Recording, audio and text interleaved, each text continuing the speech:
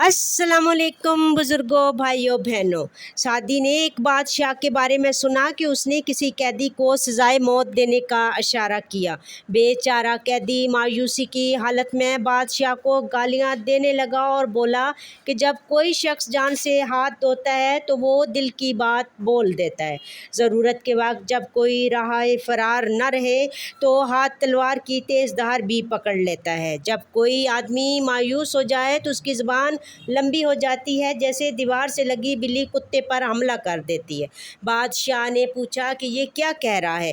एक नेक वज़ीर ने कहा, आली जनाब, वो कह रहा है और गुस्सा ज़ब्त करने वाले हैं और लोगों को मुआफ़ करने वाले हैं। बादशाह के दिल में रहम आया और उस कैदी की ज़िंदगी बख्श दी। दूसरे वज़ीर ने, जो पहले वाले वज़ीर का मुखालिफ था, कहा, हम जैसे लोगों के लिए ये मुनासिब नहीं कि बादशाह के हज़ूर सच के सिवा कोई भी बात करे।